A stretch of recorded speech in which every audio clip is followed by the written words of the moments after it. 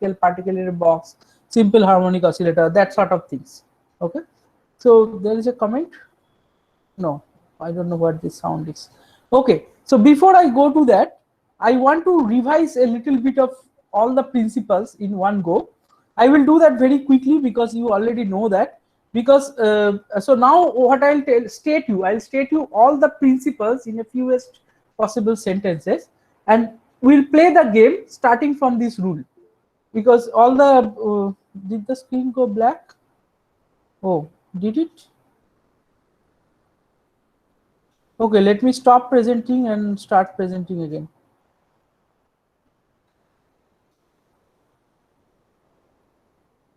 Can you see?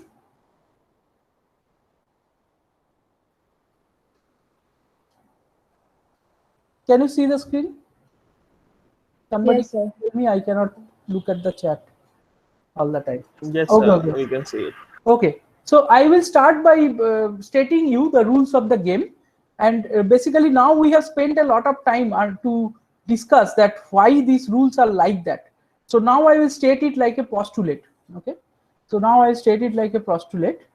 So let me go in the presentation mode. Okay, so the first postulate is the state of a particle is completely given by a ray. So some of these I mentioned last lecture, but since last lecture was a bit messy, I want to repeat it anyways. So the state of a particle is completely specified by a ray, and a ray is basically a complex projective vector, which is element of this complex projective vector space called Hilbert space. So what do I mean by that? By that I mean I can express a state in a particular basis, and which basis I will choose, that depends on what measurement I am doing on or what kind of thing I am doing. So a state is an abstract concept, but to bring it in life, to make it in a context, to make it particularly useful, we have to write it down in a particular basis. And this is, let's say, this is the using the resolution of identity, I can express the state in terms of these bases, which are eigenbases of a particular operator A, which represents some measurement I am doing. So what are the properties I demand for this state ket or this ray? Is that it must be normalized, and if it is, so I should make the screen a bit bigger. Okay, so it should be normalized, which means it must satisfy this, and that is basically, in other words, saying the probability amplitudes, these guys such that these guys can represent the probabilities. So CA square is the probability, and they must sum to 1. Now, what does it mean that why I am expressing it like that? Because this implies that if I have a state psi, I measure that operator A, the act of measurement throws it into one of these eigenstates or collapse into one of these eigenstate A prime, and that is given by you can know that by acting the operator A on this, and then what you get is basically if this particular eigenket. So after you have performed the measurement, the possibilities are returning this particular eigenvalue, which is the number associated with that eigenket, with the probability amplitude this. Okay. So, and then we have realized that the most important quantity to specify in a particular set of in real context is something called expectation value, which tells you the average of many measurement or many identical ensembles, and that quantity is nothing but A prime CA prime square. So if I put psi on this side, I get this quantity, and that is basically the average. As we know, it is the number you get from individual measurements, and this is the probability of getting that measurement. So probability squared times, so probability times the number gives you the average. But to remind yourself, this is not a statistical probability in the sense that it is I mean, not the usual probability. We call it expectation value, because these CA primes come from the underlying probability amplitude structure. Okay. Now notice that in this thing, it doesn't hurt me anywhere if I multiply this CA prime, each of these individual CA prime, by an arbitrary phase factor e to the power I delta A prime. And that I delta A prime indicates that I have multiplied each CA prime with a separate phase, separate delta. Okay. So if I do that, nothing changes here. Nothing changes here, and nothing changes in the fact that this probabilities also. So there is a complete freedom of specifying that. That means there are infinitely many possible ways to specify a state. But then we want to see that when does it matter. So to see when does it matter, let's say I perform a measurement A and I get A prime, which is one of the eigenkete of A prime, eigenkete of the operator A, and after I perform the measurement, I again perform another measurement B on it. So what do you expect will happen? So then this A prime will be projected into one of the eigenketes of the operator B, and that will be, let's say the A prime could be written by dB prime equal to B prime. So now the quantity of interest is dB prime. What is the probability amplitude of finding this to this? And this is basically the inner product of B prime and A prime. So now you can see if I multiply this A prime by an arbitrary phase factor, that will affect the B prime.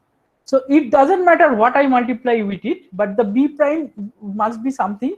So that arbitrary choice is not fully arbitrary anymore, because now this interdependence of two states is now the quantity of interest. So for any whatever choice I made on this, that will affect this, such that this quantity is something which represents whatever your experiment you are getting, because this thing is nothing but something like B dot A. So it must have a theta angle between these two.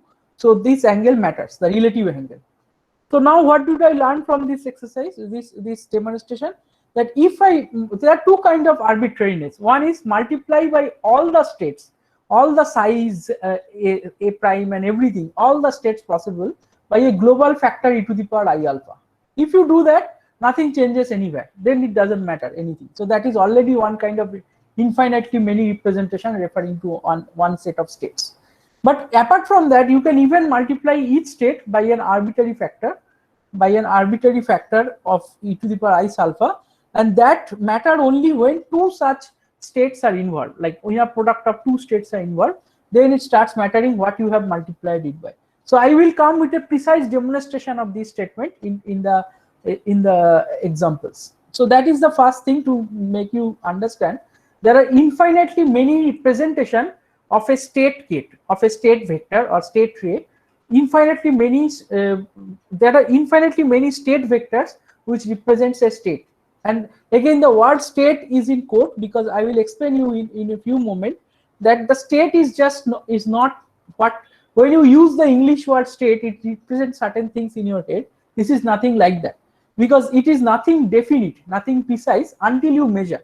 If you measure, then the state of the, like for example, if I see the whole universe, I can say the whole universe has the following eigenstate, or not eigenstate, sorry, the whole universe has the following state. But what is this statement has no meaning, because the meaning will only come if you measure something or do something with it. So the state is relevant only in the context of predicting the outcome of a measurement. Until that, the state is an abstract object. So you don't have, so this is the next point, that the observer cannot measure the state directly. It doesn't have the access to the state, but only can measure observable. But what this observable will do, that will be determined by the state. So the state, it controls the fact, or predicts the outcome of a measurement. So these observables are Hermitian operator in Hilbert space that I already explained to you, and they are represented as a matrix. So I don't need to further elaborate this point. We have realized that because we want to, so observables are something which acts on the state gates to return me another state. So that is the act of observation. A psi will give me some phi. So that's why this, to get a gate to another gate, a vector to another vector, in loose sense I am calling it vector, this guy needs to be a matrix. So that is why it is like that. And the next statement is this: in this Hilbert space, the eigenstates of this Hermitian operator form a complete set.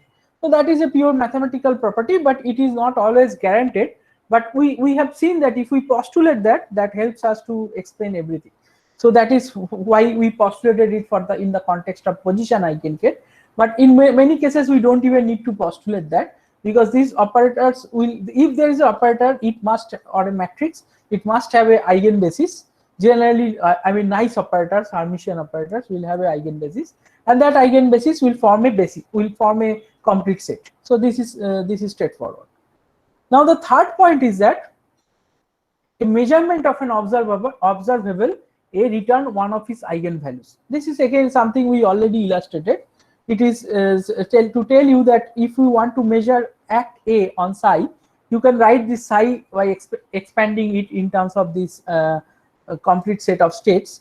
And then if you at the end of the day you want to calculate this expectation value, so I put this complete set of states twice into this, and I basically compute these matrix elements, and they are nothing but A prime. These are diagonal matrix that we know, and these guys are basically the probability amplitudes. So this is basically A prime, the probability square.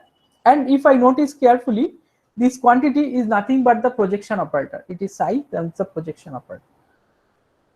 So now it tells you basically it is fine to make this statement that the act of measurement is basically projecting the system onto its eigenkets, and what eigenket will get in a specific instant in one measurement that you don't know a priori. That's why you are using this probability language. And what you will get if you perform many measurement of identically prepared ensemble of states, then you express the this possible outcome in terms of this expectation value. Okay? So now the next a doubt here, like you're given an operator a matrix of A, and then you find the eigenvalues for it. So when you're writing a particular state as summation of this coefficients and the eigenkets, this coefficient is not directly the eigenvalue, right? Because sum of the squares of eigenvalue is not necessarily 1. It is that no, eigen. this is not at all eigenvalue. No. So okay. No. At So, times we just say that the coefficient that is written corresponds to the eigenvalue, but it's not. It's like it's no, the it's not the coefficient. eigenvalue. So psi is C A prime, right? This is not eigenvalue. This is probability amplitude. But if you like you write the Schrodinger equation, right? H psi equal to E n psi, and you say it's the eigenvalues E. So at some places you're calling those coefficients as the eigenvalue itself. No. I'm never calling it. So this is you are saying this. No, these coefficients have nothing to do with that. They are not correlated. So this eigenvalue you are getting when you perform a measurement. When you perform a measurement, you get this number A prime. Okay, you get this number A prime. But these coefficients are these coefficients are these guys. So these are your CA prime. The coefficient is basically the inner product of the state with that eigenkit.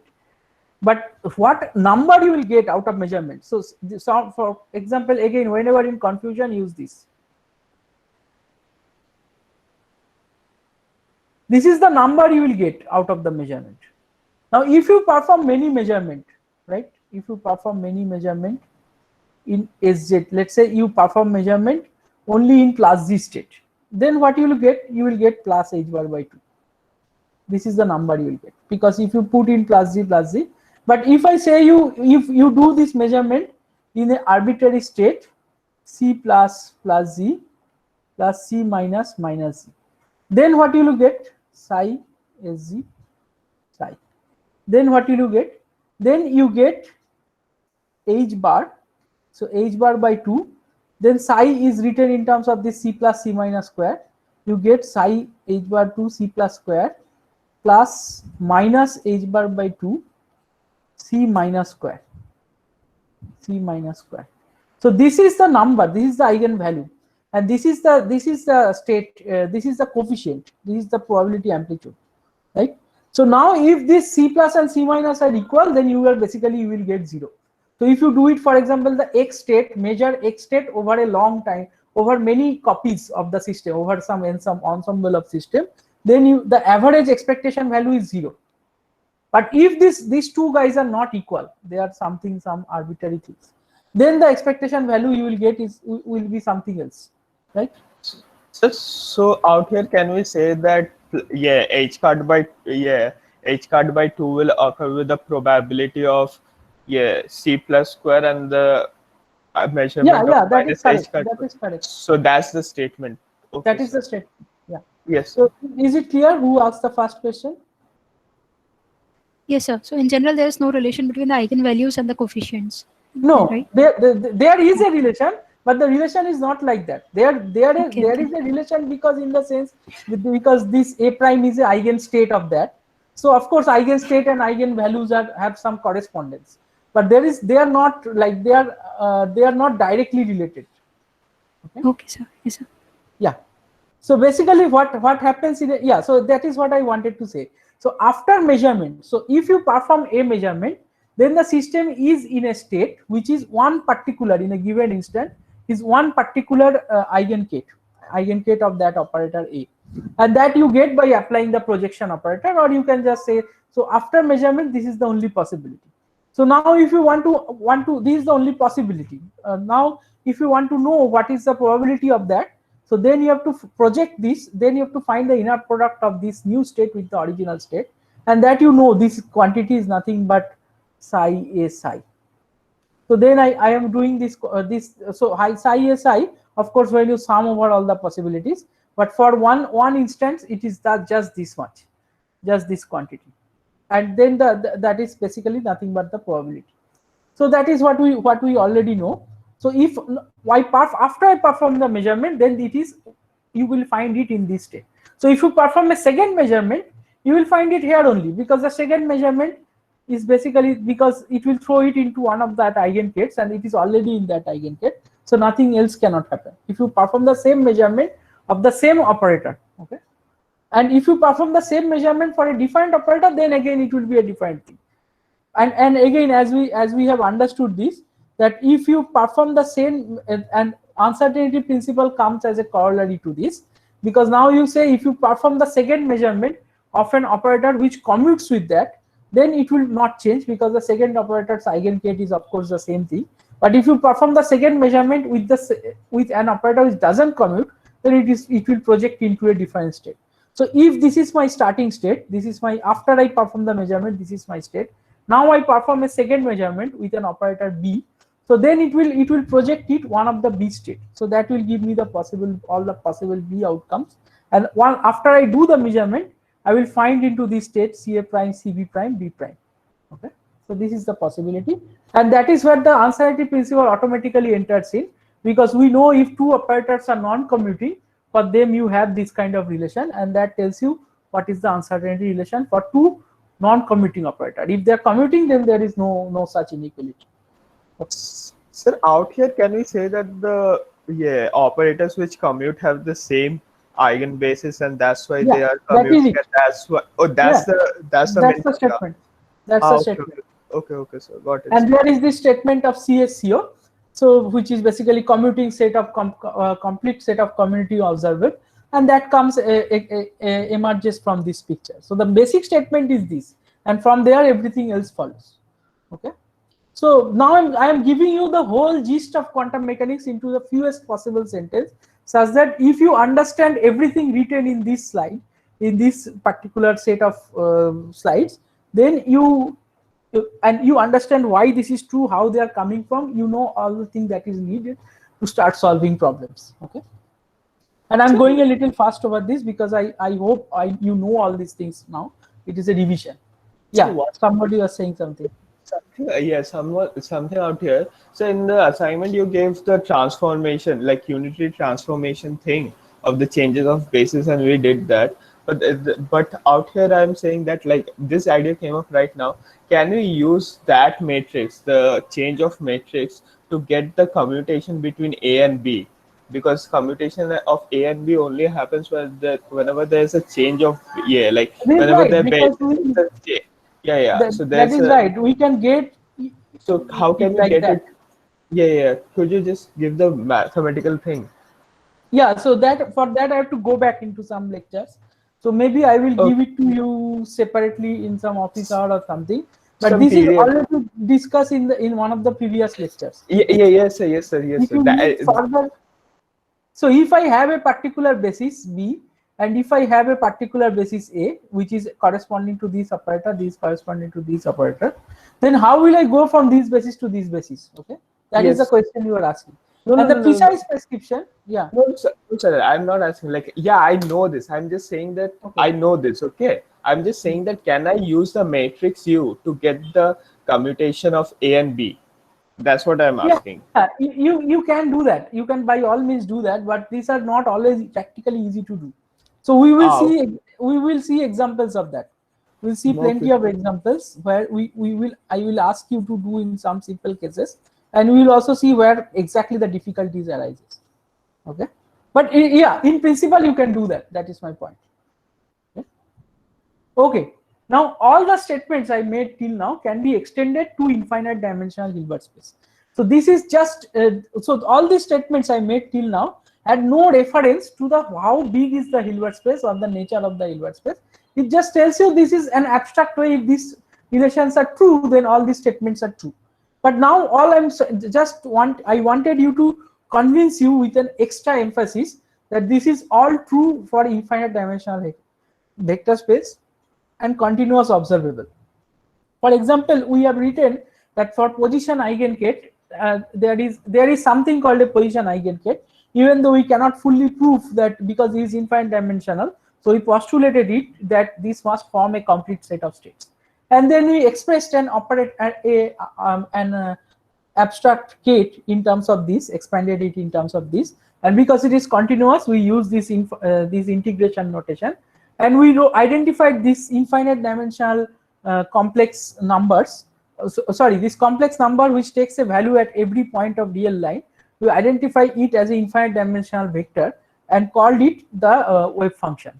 So we have gone through these things, and then we realized that we can now go change the basis, like A basis to B basis. We can go from this basis, this X basis, to P basis in terms of something, by writing it just by like that, by acting this P prime on this side and this side. And this transformation kernel, which takes me from this base to this basis, is the plane wave form. And we identified it with the Fourier transformation, which you learned in mathematical physics. And if you have done the supplementary, then you also learned it here. Okay, so now from there we realize that if we can construct a operator which tells you that I do an infinitesimal transformation to this object x prime. So if this x prime goes to x prime plus del x prime, like infinitesimally, and I can think of this kind of infinitesimal transformation only for this kind of operators which has a continuous spectra, or can take numbers on a values on a continuous line. So then if I do that, then we have realized that we can express this thing in this form. So which has a generator. We identify this as a generator and called it momentum, from what we learned in the classical mechanics course. And then we also realize that if there is a generator and then there is an operator like that of which represents the actual states, they satisfy a commutation relation.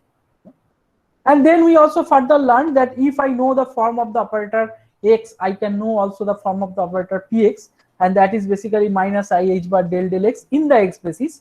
So this is how these two guys looks in the x basis, the x eigenvalue equation and the p eigenvalue equation.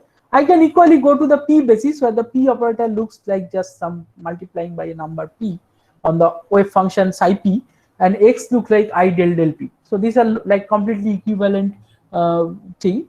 And this whole process of doing this kind of way to like consider a operation which takes a state kate to another state kate and thinking it in terms of a infinitesimal transformations, and then combining them together to get the full finite transformation. This whole routine is possible for any continuous transformation. It is not just exclusive to this kind of position or momentum. So that is what I wanted to emphasize. Now, identification of px as momentum. So there is also, I want to ask you this thing, that I got a mixed response from you. So some of you said you learned it in classical mechanics and you totally like it is fine. You have no issues. But then some of you commented in Piazza saying that, oh, I think we need still some backup, like we didn't fully get it how this generating function works and why this momentum is a generator and why Hamiltonian is a generator of transition. So I couldn't make up my mind which way I should go. So I will assume for the time being that since it is done in classical mechanics, there is no point of doing it in quantum mechanics. But maybe when I get some time later, I might put up something, but that is not before mid-sem. Okay. So I assume you learned it well in the classical mechanics, and that I gathered from some of you. Okay. So now the next thing we learned is time evolution. We realize that we can another important continuous transformation, a very special class of continuous transformation, is that when you wait, like let the system evolve for some time. like just wait for, if you instead of doing a measurement now, you are doing the measurement sometimes later, and in between the system can evolve or cannot evolve depending on, so the what decides that whether the system will evolve to a completely different state or not. And although this discussion sounds very similar to the position eigenstate or the space translation kind of thing, but there is an important difference about the role of time here, because time is considered as a independent, as a parameter. So how you measure time? You measure time in your lab clock, and it goes on its own, and you want to see how the system depends on that lab clock. So we realize we can again, so now I am writing this thing in the bracket. So I want to know how the state gate from time t, or at the parameter value of the of this lab clock phi, I can equally call it that instead of t, how it is related to that in a separate value of parameter or time t prime. So we realize again we can think it in terms of this infinitesimal translation in time, and then we can write again in this form. So this, when there is no Hamiltonian, so we realize there is a generator of this translation that is called Hamiltonian, and we later identified it as the Hamiltonian as we know in classical mechanics. But we can say if there is nothing like that, nothing happening, nothing, no interaction, no talking or no influence, then the state will remain the same. So this will be just the identity. But if it has to change, that will be in this form, and the agent of that change is this generator of that H, the generator of this transformation U, and that is called H, the Hamiltonian. So H is the generator of the translation, and that is identified as energy or total energy from the classical mechanics Hamiltonian. And we know in the classical mechanics a Hamiltonian represents total energy only for holonomic systems, or the systems which doesn't have any kind of, let's say, friction type of thing. And I will put up a discussion later, or I want some of you to take this discussion in Piazza or somewhere, that why there is no context of an alternative scenario in quantum mechanics. For example, if there is a force of friction or some kind of a non-holonomic thing in classical mechanics, then Hamiltonian operator, the Hamiltonian function, that doesn't represent total energy essentially, right? So for that, so then why there is nothing like that in quantum mechanics? So what happened to that in quantum mechanics? So I want to think about it and possibly discuss elsewhere. In quantum mechanics, always it is very clean. It is a Hamiltonian is just p square by 2 plus vq, or some analogous form, not necessarily just this, it could be some spin variable or something. But there is no confusion in quantum mechanics that H is always corresponding to energy. And that is coming from the classical underlying classical mechanics thing, that H is the total energy. But H is total energy in classical mechanics, it is not always true. It is true in some cases, right? So that you know, right? You understood this in classical mechanics, that H doesn't essentially represent total energy always.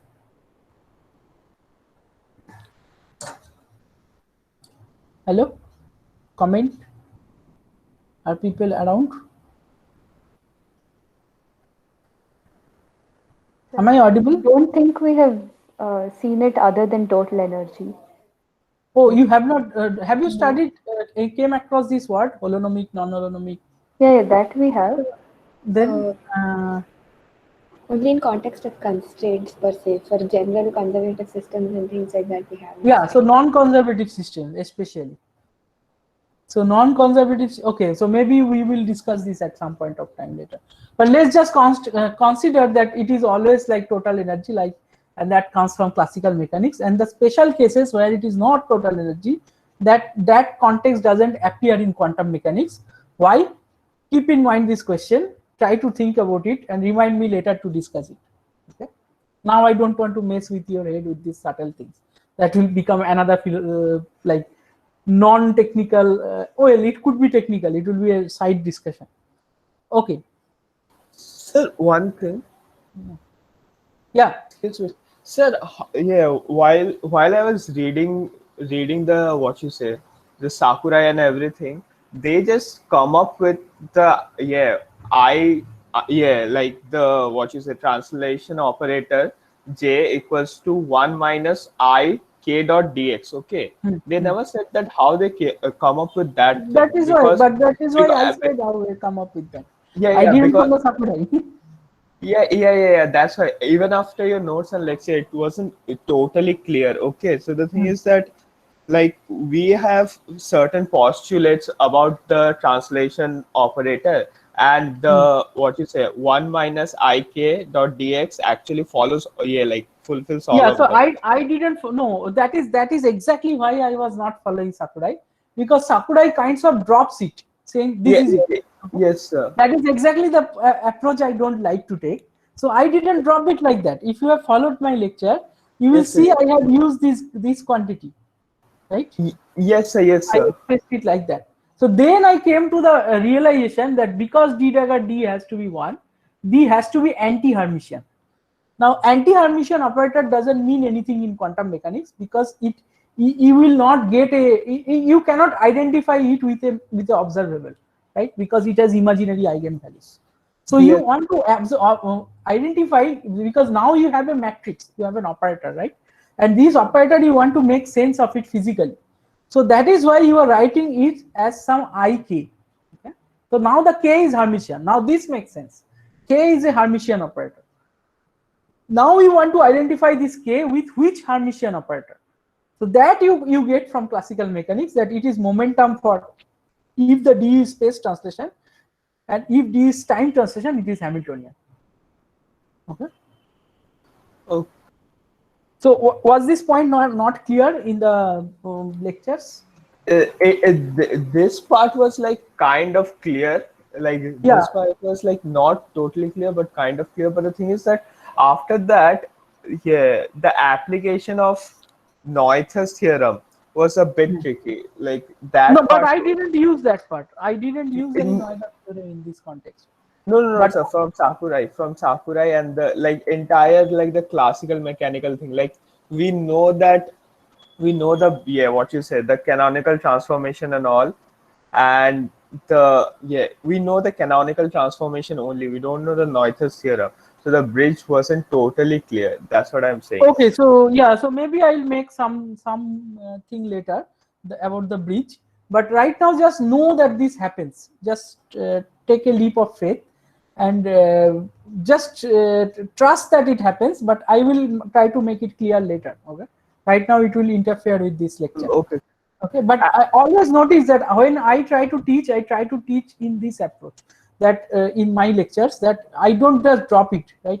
I try to develop it, and that is why this Sakurai approach is not the best approach. And the best approach is in Dirac, because Dirac is the father of this formalism. He gives you a picture of how his thought process developed, but it is not easy to read again, like, because it is like when something is forming, some idea is blooming, it is very messy. It is always very messy. So 50 years later, someone writes a book, they write it in a different order and then make it look like different.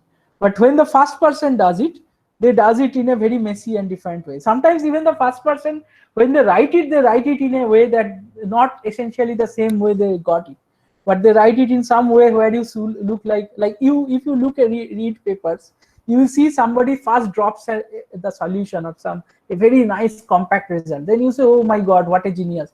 They just came up with that. They didn't come up with that like that.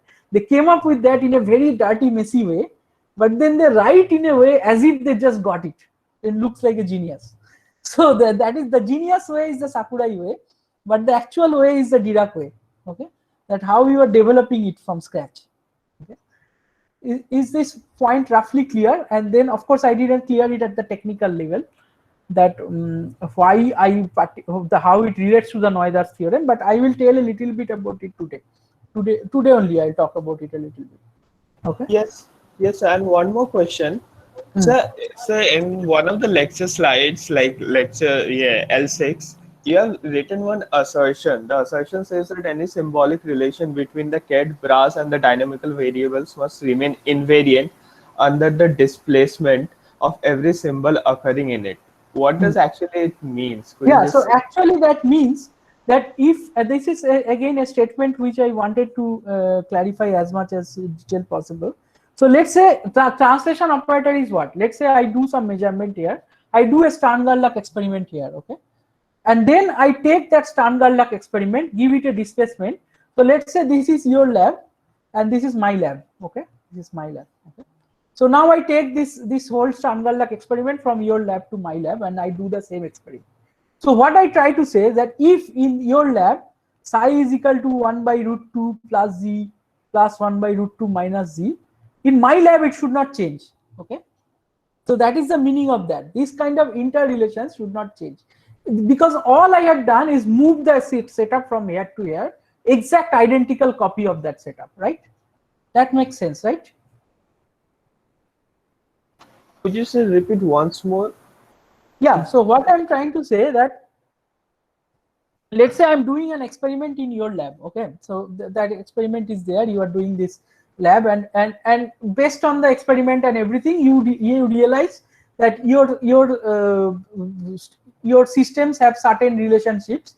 But for example, as I said, like this, let's say instead of psi, let me take something very specific. Let me take plus x.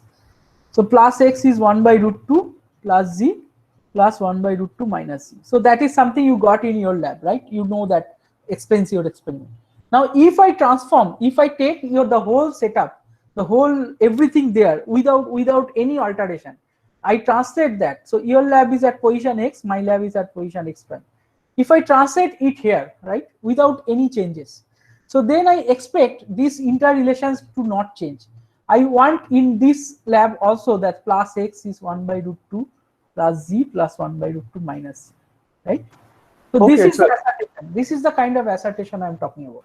Okay, so based on this, yeah. So let me finish. So based Yeah. on this assumption, I want to form and develop the whole formalism.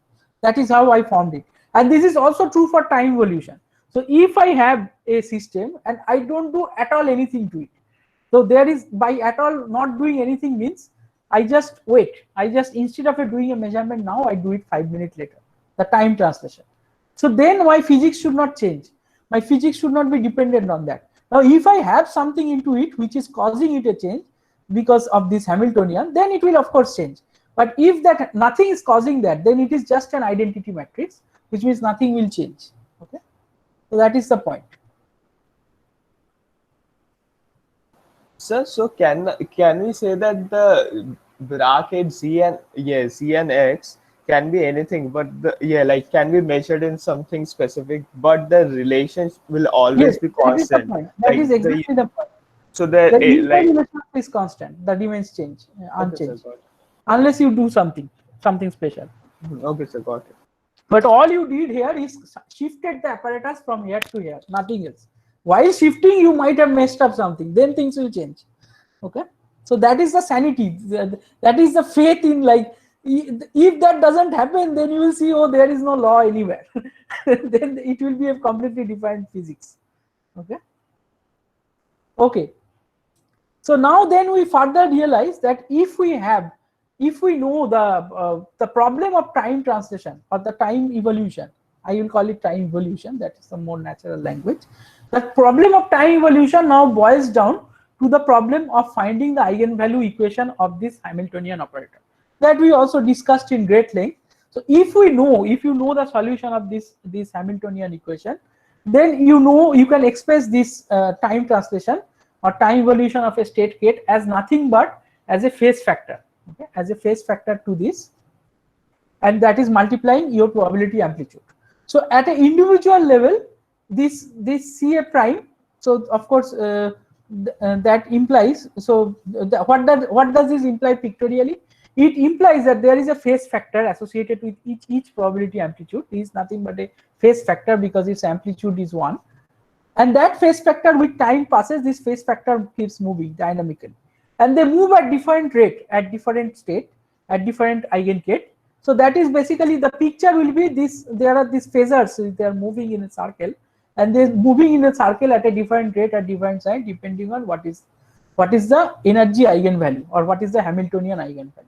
So this picture is greatly reduces or simplifies our calculation, because now let's say I want to find what is the observable A at the state gate, expectation value of observable A in the state gate at time t. So I want to compute this.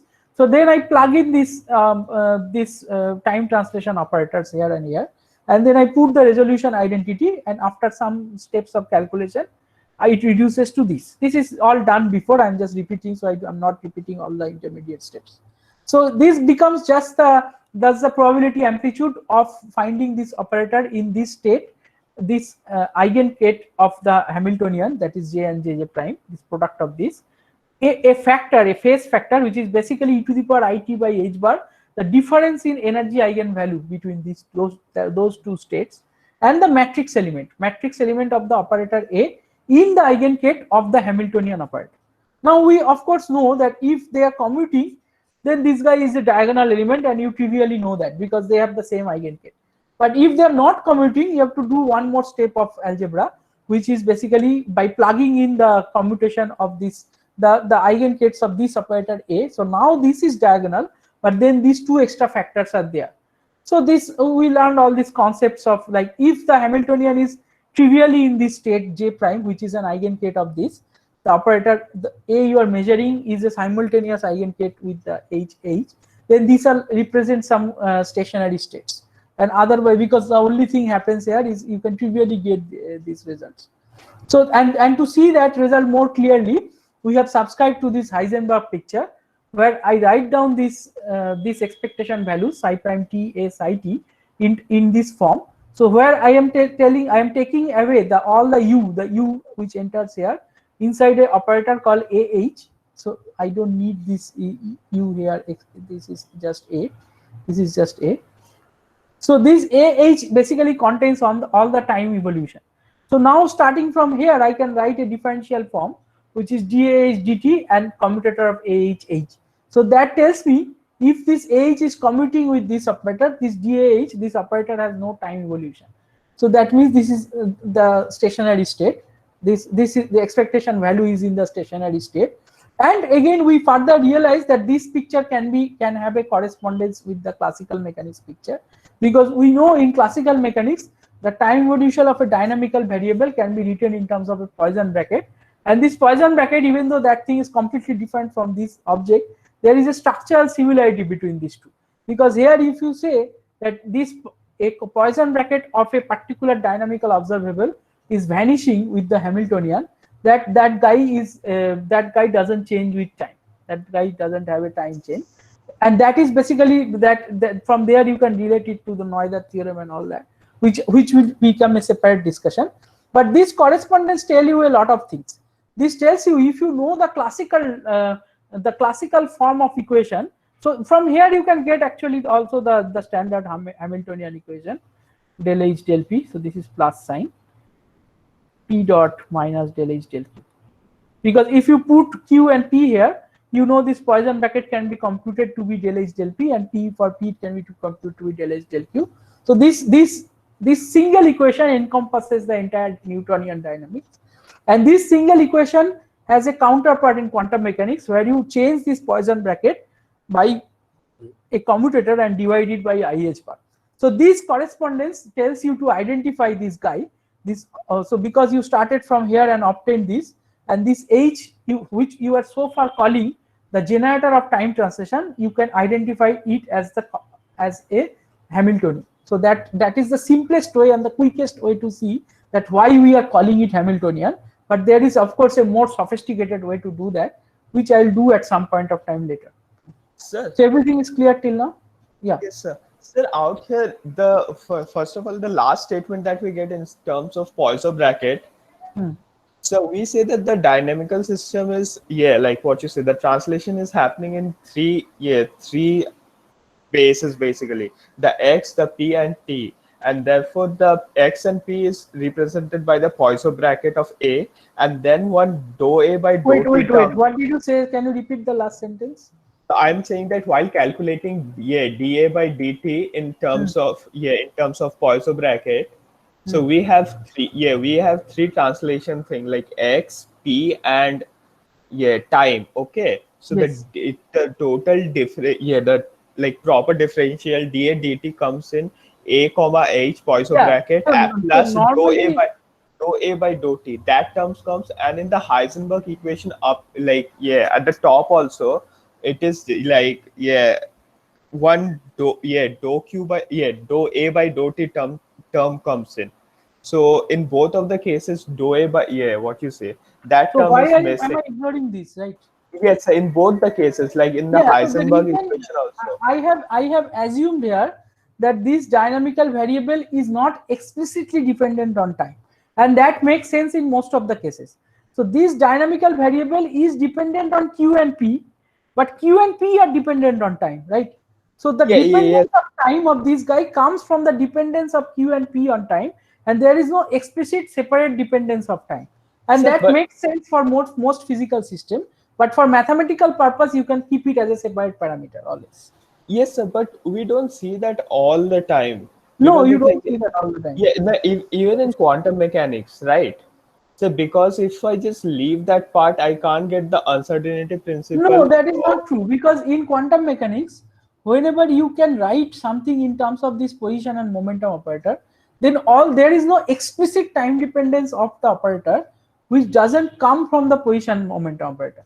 But this is, as you say, okay, no, you are right. So it is not always true, and this is a tricky business, and we will actually deal with that not in this course at all. You will deal with that in quantum mechanics too. So let's say I work with a Hamiltonian which is like that, okay? So let's say I work with a Hamiltonian which is p square by 2 plus alpha q square by 2. Okay. So this is like some harmonic oscillator which has a coefficient alpha. Now, if I make that alpha is a function of time, that I can do, right? So I have a potential well, and I am changing the width of the well with time, right? Width of the well or depth of the well with time. So when I do that, then I have an explicit time dependence in the problem, right? Then the h is explicitly time dependent, and I can think of a dynamical variable which has an explicit time dependence, right? So that Yes, is sir. always in principle allowed, and when and how you will deal with that, we will learn that. This is a tricky question. Okay, that is always possible, but right now we will not deal with that.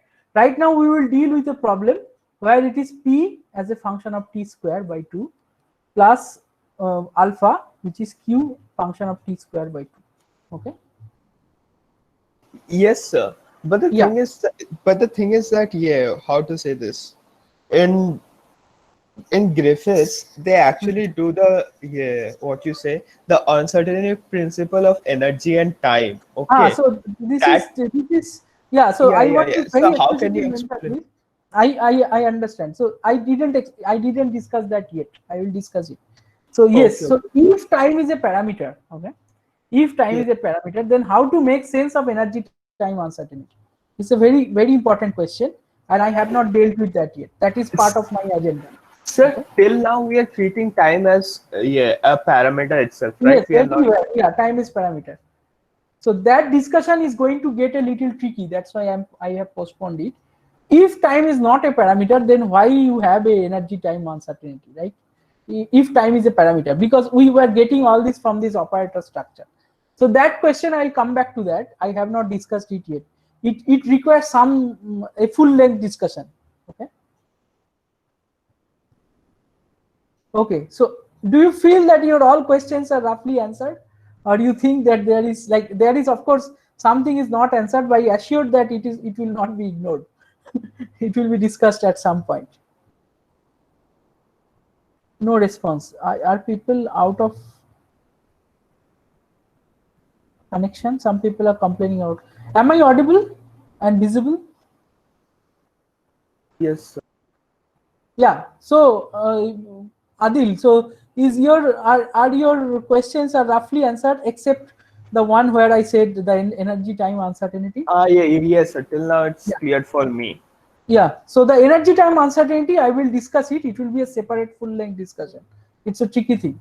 Okay. Okay, sir. Okay. So till now can we say that like the entire system is not explicit, like the operator A that we are using out here in the Heisenberg equation is not explicitly dependent on time, and Yes. then we are formulating the entire thing, right? Yes. Yes. We are Oh, formulating everything based on that kind of an assumption.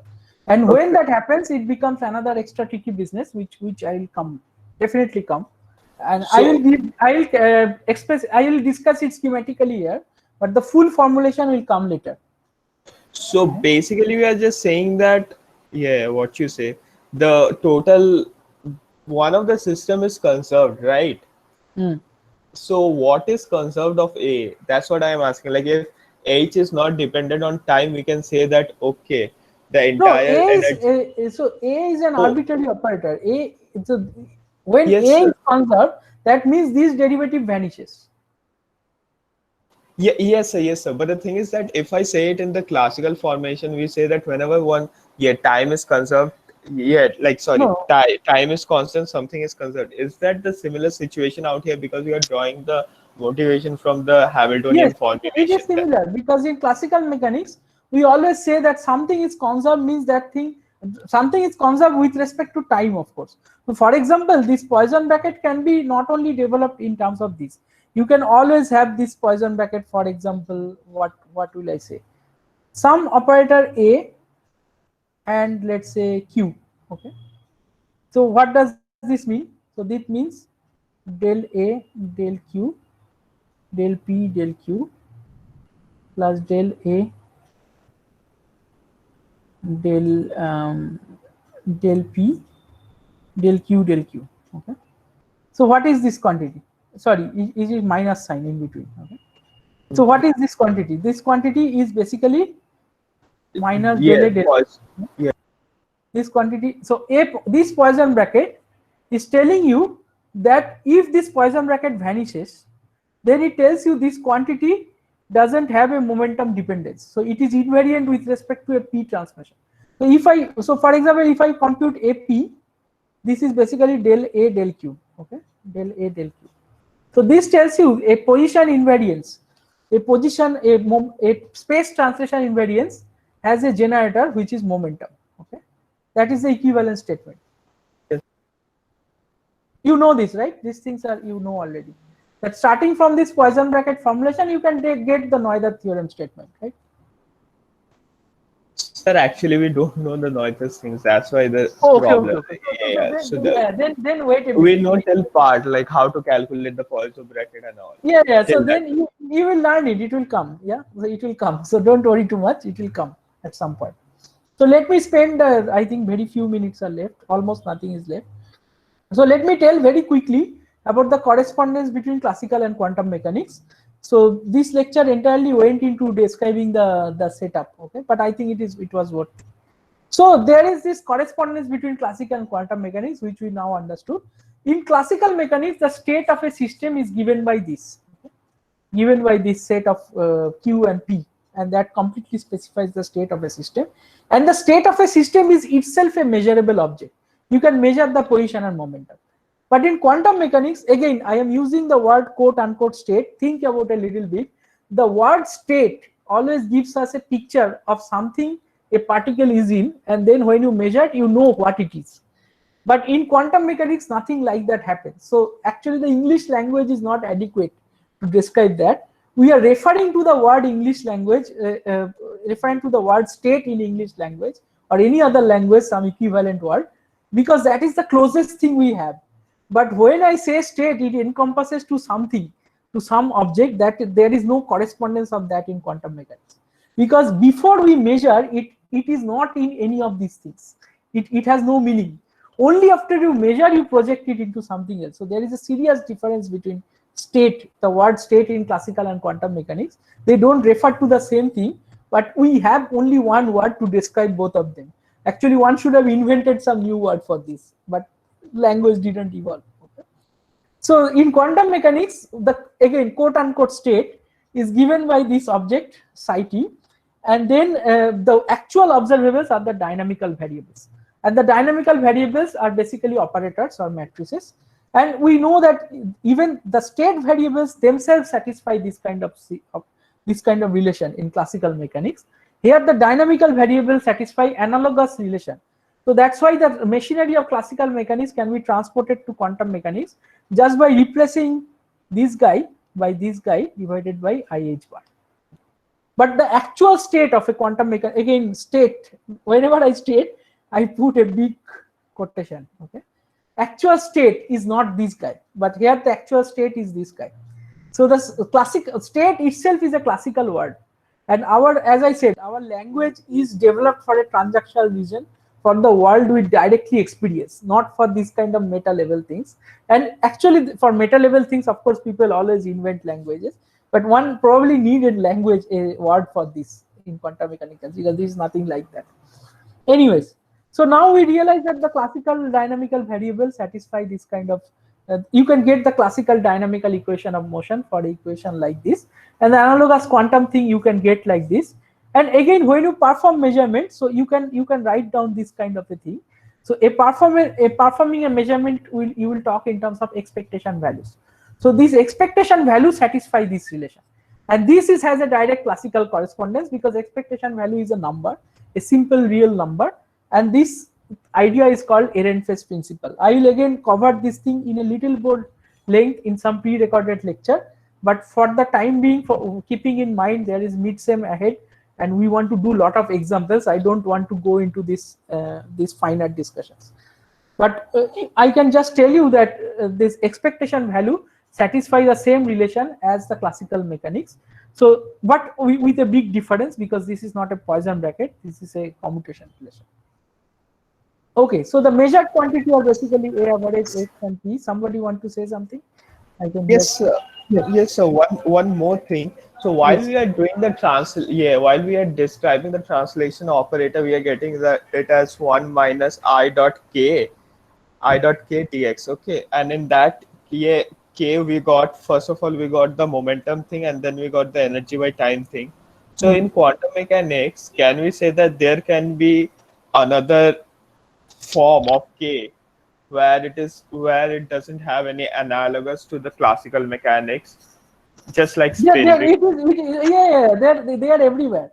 Very good question. That is the next point I was about to discuss, and you just took my word. So okay, so next point I was about to discuss. So normally, okay, I don't know if I should discuss it now. So when is your next class? So just after 5 to 10 minutes. Yeah, 5 so minutes. maybe I mention it very crudely, and I'll discuss it properly next class. Okay. Okay, So the very crude discussion is that, so now you can see that you can, if you just elevate, so if you have any relation in classical mechanics, a dynamical relation or anything like that in classical mechanics, if you, all you need to do, you take the observables or the variables here, which are themselves state in classical mechanics, but they are not themselves state in quantum mechanics. If you give it the status of an operator, like if you have a Q, give it a operator status, a P, give it the operator status P. So and you write down this relation, then you get the classical relation, the quantum relation between those dynamical variable, which looks very similar to the classical relation. So now that from that, can you tell me, can I guess that if there is an observable which doesn't have a classical counterpart, what will happen for that? So actually, it turns out that there is nothing, there is always this kind of thing which doesn't have a classical counterpart, such as spin. So we treat the spin as an angular momentum, but we don't know how that angular momentum comes. So if you think at the closest classical variable corresponding to a spin, it is a type of angular momentum, and it's a peculiar type of angular momentum. And you will see there are analogous objects in, as I said, that if you take, for example, if you take this cup, I should finish the liquid. If you take this cup, so there are classical objects where, which tells you that if I rotate this cup by 360 degree, so this is the handle of the cup, which if I rotate it 360 degree, it comes back here, right? You can see me, right? My video, right? I'm explaining something using the video. yes, sir. So if you rotate 360 degree, it comes back here. But if I consider an object like this, the cup plus hand, so then if I rotate it 360 degree, it came back here, my hand is like this. So this whole object didn't return. So to return the whole object, I have to do another 360 degree rotation, and now it is back. So now you need 720 degree rotation. So this kind of weird objects has a classical counterpart actually, but this is not so trivial to think about this. So spin is that kind of object. So whenever there is a counterpart, we borrow it from classical mechanics. For example, we don't know this Hamiltonian for most of the time, but this correspondence tells me that I can, if I know the counterpart, the classical counterpart of the Hamiltonian, I can borrow that Hamiltonian by elevating everything from a variable status to its operator status. So then for a physical system with classical analog, we expect the same form. But if there is no classical analog, what we'll do? You either guess it or steal it, derive it, do something, get it in dream. There is no clean method to get it. And we'll discuss in some cases how to make it. how to get it, how to figure it out, how to guess it. So that is one of the things. There are issues like when there is no classical analog, and it's a big problem. Like there was, I end this lecture with a inspiring note. So this kind of like figuring out the Hamiltonian is one of the most non-trivial tasks. For example, you must have seen the standard model Hamiltonian, a big Hamiltonian, which is all this weird kind of operator which doesn't have any classical counterpart. How did somebody figure it out? Very non-trivial task. Those who did it got Nobel Prize. It was like a how to know that this Hamiltonian is that. And once you know the Hamiltonian, the machinery is there to take you do the other calculation. But figuring out the Hamiltonian is a very non-trivial task. In 2006, so if you look at my research papers, recent research paper, you will see the last paper I wrote is on a model called Kitaev model. You can look it up and find out about this. So this Kitaev model is a model for which this guy Kitaev, Alexei Kitaev, he was in some Russian institute. So he for 5 years worked on this and came up with a Hamiltonian. And that Hamiltonian is exactly solvable. It is also a very rare thing where you have an exactly solvable Hamiltonian. First of all, for most problem, you don't know the Hamiltonian. You try to guess it and you don't guess it right often. You get something very close. So what you get is most of the time not solvable. So you also solve it in some approximate way. So Kitaev found a Hamiltonian which is exactly solvable. And it was so beautiful that it explained a hell lot of theory. And then people thought, oh, it's some exactly solvable model. It is not, it doesn't have a real world. So then people found a set of material called iridates, where they are iridate compounds, where you can realize an atomic scale this kind of Hamiltonian. So Kitaev was immediately hired in Caltech as a faculty. He was given the Yuri Milner Award of $3 million. That is the reward for guessing a Hamiltonian, which is non-trivial and very useful. So it is a very hard problem when there is no classical analog. But when there is classical analog, we'll borrow it. When there is not, we'll see some examples that how to think about it. Okay. Okay, so that's all for today.